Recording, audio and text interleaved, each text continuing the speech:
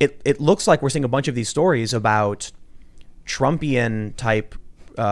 You're laughing because you're looking at the story we got ready to go. Yeah. Well, we'll get to it. Okay. No, but so we're going to talk about Laura Loomer for sure. Yeah. But it looks like we're seeing this phenomenon on the right, same as we see it on the left, with a new kind of populist insurgent base coming in and pushing out the establishment politicians.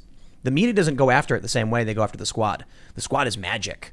8.3 million followers for AOC. She's the star. But we've got a bunch of conservatives that have been stepping up to the plate, saying something's going to be done. I'm going to do it. And specifically, this is a segue into Laura Loomer as kind of the Democrats' reckoning. Not necessarily just the Democrats, but the establishment elites, the technocrats. Yeah. They tried shutting Laura Loomer down, and now she's won her primary. She's in a D+9 district, so I'm wondering if she can actually win. I'm not just doing this, segment to be like, I mean, first of all, I think it's amazing she won her primary.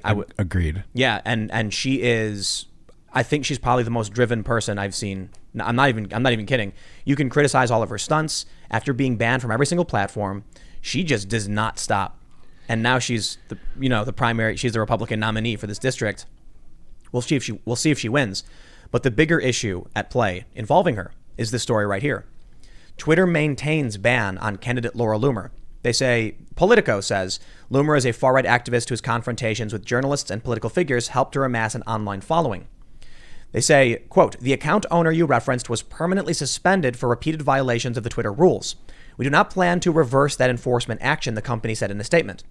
Now, they're going to go on and talk about why she was banned, but I don't necessarily trust them. Politico's big picture says social media companies have at times given political figures more leeway when their speech violates rules so the public can hear directly from their representatives. But it seems that won't be enough to get Loomer tweeting again. Do you know what was the final nail in the coffin for her on Twitter? I think it was it the Uber thing? No. It was the Ilhan Omar. Oh, was it? Yeah. About wanting to see like another 9/11 or something like that? No, she said that Ilhan Omar supports Sharia law. Oh, right. And that under Sharia, these different groups are marginalized and oppressed. And that was it. And I said, you mean to tell me out of everything she's done, it was the criticizing a politician that got her the axe on this platform? I mean, that's what all the politicians are doing to each other all the time. For sure. And now she's actually a politician. And they won't restore her. That's the precedent. This is going to put the squeeze on them. It's going to make them as blatant, put their hypocrisy out there as blatantly as possible. But if there's one thing that we've learned so far, there's no shame. Yeah. And they always double down. Yep. There's no backtracking. There's no compromising. There's no, my bad on that one. No, they have to double down. So right. It'll be interesting to see how this plays out. But I just want to say one thing about Laura Loomer. I met Laura Loomer back a long time ago, years ago, when she just had literally a couple thousand followers and she was at Project Veritas. And it was clear to me then that she had an unstoppable will to succeed. There is absolutely no question about that. She told me that she was getting anxious being at the desk and wanted to get out there and do stuff. And well, guess what, man? She got out there. She did stuff. She got banned. She did more. She's punk rock. She like co-opted the system. What? Quick side note. I went to Evergreen State College to speak at a class there. And I thought that this was going to be an excellent news event for me. So I go all the way out to Washington. I speak at Evergreen State College right after the Brett Weinstein thing, all that stuff, right? Nobody knows. You want to know why? Well, not maybe this isn't the only reason, but you want to know what happened the day that I'm at Evergreen. Jack Murphy, Democrat to Deplorable, is at Evergreen State College here to be a part of the whole conversation, the Weinstein thing, the whole thing. That very day, Laura Loomer changed herself to the front door of Twitter and she hijacked all of Twitter, trending number one. So she knows and she's driven and, I would not doubt her ability to see this thing all the way through. And once if she gets in, I mean, who knows? Who knows? So kudos to Laura on that win. Congratulations, Laura. I mean it. Yeah, I don't follow her policy wise. Yeah, I me think neither. She's absolutely she said bombastic things on social media and she's been criticized for it. But to the people who underestimated her, boy, are they going to get a reckoning now. 100%. When I think she very well could win. I'm pretty sure she's betting on it. When she announced she was running and I saw this, I was like, she's in a D+9 district? Yeah. Is that? I'm like, what's the strategy behind that? Well, it's Trump's Mar-a-Lago district. Right. And I think when you have a will of pure fire like she does, I mean, it's funny because for all the things she's been made fun of, all the stunts she's done, it's all worked. Yep, indeed. And so it's funny when people laugh, and I'm like, you realize that's part of the game. Yep. When she chained herself to the door of Twitter, and everyone on Twitter is laughing, it's like they banned her, and then she dominated the platform. Yep. Yeah, you underestimate your enemy at your own peril. Well, it's an interesting sort of thing to look at on a bigger level, which is if you want to be either an activist, a journalist, a media person, and you're coming into it with no established professional network, you don't have corporate backing, you're not just, I got hired at New York Times and I got a blue check with 50 followers. You have to earn it. Yep. You have to earn it. And one of the ways people ask me, how do you grow on Twitter? And I'm like, dude, and I read these guys like tweet every day and add value. I'm like, no, that's not going to do it. You have to literally become the news. You have to like make the news happen or become something we're talking about or become an event. And Laura went out there and she earned all this attention through her work. So whether or not you agree with her policies or whatnot, it is sort of a good example of new media, like how to build that capital. Think about the amount of, I don't know what you'd call it, strategy, whatever, to take over the news cycle. Yeah, more than once. I know, yeah, repeatedly. And so when I see these journalists laughing and making fun of her, I'm like, you realize that's the point. She just made you all give her all of your attention. And that's a lot of what got Trump elected, was that the media couldn't shut up about him. Made you look. And now, sure enough, Laura Loomer is winning the primary. Well, one of the key fundamental elements of persuasion is attention. Attention is influence, right? Yep. So she's getting that attention and she is earning her influence. What she does with it, we'll see. But it is a good example of how to build capital and power within an environment which is already saturated. Yep. Right. There's already 1 million players. Everybody has a phone and a Twitter account except for Laura, and yet she made her way all the way up from zero to this through sheer force of will in only a matter of a couple of years. Yeah, 630,000 followers on Parler, though. Outstanding. So once, given access to a new platform with followers. But the reason I did want to bring up Laura is not, to necessarily get into the controversy over, her character. Yeah. No, it was specifically how she should absolutely be reinstated. 100%. This is actually this is very, very worrying that we come to a point now. You could be 16 years old and get banned from Twitter because you're a dumb kid. Now you're in your 30s and you're cut out from political life because the social media platforms where people use for commerce, for communications, have banned you from past discretions. That to me is scary. Yeah. Shouldn't she at least be allowed to have a campaign account that's run by staff that tweets policy ideas? 100%. I think so for sure. Yeah. And now we're seeing the future that's being carved out by these lunatics. And I think Jack Dorsey, I think he's a figurehead. I don't think he has any real power. Yeah. He whispers all the sweet nothings in the world about a decentralized social media and paths to redemption that never come to fruition. Instead, it's a publicly traded company that is desperate for a clean image and will nuke anybody who they think threatens their advertising and their dollars or their stock value. They don't care about politics. They don't care about civic duty. They don't care about the presidency, our government, keeping our country safe. They said it to me. They're a global company. I get emails and it's like, your tweet was reported, but we found no violation of German law. You ever get one of those emails? Not from a different country. No, I get it from America, definitely, but not about German law. Yeah. I've received emails that says your account was reported, but we found no violations of German law. It means people in Germany are reporting it. I have before, we've seen a lot of people get the notices from, I think, Pakistan, saying you found to be in violation of Pakistani law. And I've seen a lot of conservatives get mad about that. Why is Twitter sending me that I violated Pakistani law? I'm not Pakistani. And I actually think it's a good thing they're doing this. Because now if you go to that country, they're going to arrest you. Right. Because you blasphemed, the prophet or something. Right. Terrifying. That part. All of it, actually. We're addicted to social media. I'm glad to see Parler getting the attention that it's getting and becoming more and more prominent. Did you hear about my fiasco with Parler? Yes, I did. Yeah, I'm not a fan. They purged your account where they deleted everything? Yeah, I signed up. Within 2 days, I had like 1,400 followers. With zero, I followed zero. My first few, what do you call them, parlays, were asking them about their terms of service. They started deleting my questions about terms of service selectively. Yeah. And then they banned my account. And then I actually got the CEO on the line, on the phone, because I raised the stink on Twitter and it was a hot topic. So it got tweeted all up the chain. And the CEO at Parler and I had a conversation where he promised me that the terms of service were just boilerplate and just lawyer stuff. And it was all the lawyer's fault. Yeah. But, I gave Parler a shot. It's just, they banned me within 5 seconds. I think what we need, first and foremost, Section 230 reform. Yeah. I've talked about it quite a bit. The companies use this. There's this law called Section 230. Most of you are probably familiar, but for those that aren't, it shields them from personal, their company's liability. If I go on Twitter and I defame, libel, slander Jack can't sue Twitter. He has to sue me.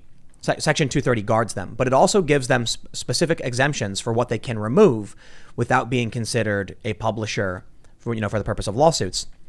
I believe it should be specifically illegal speech, like threats, incitement to violence, explaining how to commit crimes, things like that. They should be able to remove that and other certain issues.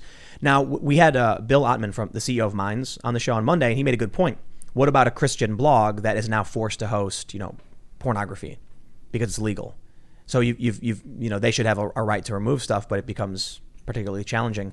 I think that's an important path forward. But in terms of censorship, we need to find a way to guarantee that people can't be banned, period. And so I think there's something called the Fediverse.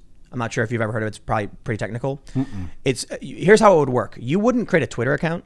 You'd create your own website. And then people would subscribe kind of like an RSS feed or whatever. Yeah. So when you post, I'll do air quotes, a tweet, a simple post. Yeah. What's really happening is you're just posting to your own website. Yeah. But other people auto pull it to their feed, so they have a news feed on their own websites. So basically, no one can ban you. It's your site. Right. People subscribe kind of like email, but I think Twitch is something similar to that. I gave that a shot as well. But again, there's this critical mass with the networks that's so important, which is why Twitter is what it is. I think about what it would be like to have Twitter taken away from me. It's concerning, and not necessarily just for like business side, but just it's part of my life, Right. And that's where virtually almost 100% now of my friends, social life, professional life, clients, customers, network, everything in my life that I talk to every day came through my experience on Twitter. And we've been DMing to even set up the show. Yeah. We go on Twitter. I'm like, yo, Jack. Yeah. Yeah. So I can see why somebody like Laura would, and anybody who gets banned from it would feel, a lot of negative feelings about that. And wouldn't it, this would be literary, right? Like this would be a literary story. If Laura Loomer gets banned from Twitter, tries to get back on, gets rejected, decides I'm going to do something about this, goes down to Florida, gets elected to Congress, goes to Congress, gets on the right committees, makes a stink, and somehow pushes reform for social media through our legislature, that would be freaking amazing. I kind of think that will happen. Yeah. Because it's a great character arc. I just got to say, considering what she's been able to pull off, I would not be surprised if she wins. She gets in. Yeah. She slams her fist on the table and says, "This is unacceptable. I am a member of Congress. How do I not have access to my constituents through digital media?" And I wouldn't be surprised if she wins it. I think that the overall level of the understanding demonstrated of technology by Congress at the last round of hearings has actually increased, right? It seems as though they're starting to actually understand what the real issues are. Yeah. I follow a guy, Matt Stoller, wonderful guy, great book, Goliath. People should read about it. You were talking about antitrust earlier. He's a big antitrust guy. And he was talking about and just remarking openly how the caliber of the questions, the understanding demonstrated by the Congress about these issues has actually grown quite a bit, because the first round of hearings that they did a year or two ago, there was just senators up there just being like, so now tell me, how do you send a tweet? And now they really are digging into the serious issues. So there's progress there. Who was it who asked, I can't remember, someone asked one of the tech CEOs, he asked Sundar Pichai about an iPhone. Was that Ted Cruz or something? No, Ted's actually had some pretty good intel. Yeah. I've seen him cite Project Veritas research and stuff up there in the hearing. So he's on the ball, but there are some other people that certainly are not. But Laura would certainly bring a different flavor and a new energy to these investigations. And, there's something's going to come of that. That's an amazing, you can rate that. No one would believe it. I'm not a fan of, I guess, negative and aggressive rhetoric. I don't like insulting people or being mean. So I think there are things that I would, be very critical of Laura Loomer over. Yes. But I think having a staunch defender of free speech with that much energy, I think whether you agree with her or not, that kind of energy in politics is desperately needed. Mm-hmm. I'm not saying her personal politics, that I haven't gone over her stance on many issues, but it feels like a lot of Congress, a lot of the Senate is just do nothing politicians who want the keys to the castle because they'll get a fat paycheck. They can. I think politics attracts low skill, low intellect people who want an easy path towards some kind of name in the history books. So they're like, I don't know how to do anything. I'll just tell people what they want to hear so that they elect me, and then I get to be, put on the little chart of people who have been here, right? Well, now that's Joe Biden for sure. Definitely. But that is not Donald Trump. So there you go. And it's not Laura Loomer. She's there to bring a reckoning to the people who, for real, I mean. Vengeance. Yes. I mean, yeah. It's you play dirty games. You get, get what you deserve. Well, I don't want to say it too aggressively, but an equal and opposite reaction. Yeah. You ban people, you shut them out. Eventually, someone's going to bite back, and they're going to come back. And now you're going to say, if only they let Laura Loomer keep her Twitter account, she wouldn't be in Congress. But this is what happens when you underestimate your opponents. Yeah. And someone with a will like her, she's going to be in Congress, and she's going to be 10 times the thorn in their side than she would have been on Twitter. But they couldn't help themselves. No. It's the stupid games they play. Instead of saying, I don't like what you have to say, mute. They say, I don't like what you have to say, I'm going to try and destroy you. Yeah. You know what is troubling now that I think about it is this is presenting a situation in which now we're going to have some precedent if Twitter continues to officially ban, if she gets elected. Yeah. And Twitter continues to officially ban like a sitting elected congressman or congresswoman, then that is not that much farther from then just like banning a presidential candidate. Exactly. Yeah. They've already said that, Donald Trump can tweet things, and if they break the rules, we'll flag them, right? That means today, someone who's 25, who could possibly be a future president, could get banned for saying the same thing as our current president. That makes no sense. Right. Our current president is speaking. If you repeat him, you'll get banned. And then you can't, when you become president, you have no access. Dude, if he, the moment his term is up, whether it's at the end of this year or 4 years from now, like literally the moment that the clock goes like, his Twitter account's gone. Don't you think? Yeah. I don't think it'll be a hammer drop snap because they love making money off him. Right. I think Trump saved Twitter. Yeah. I do.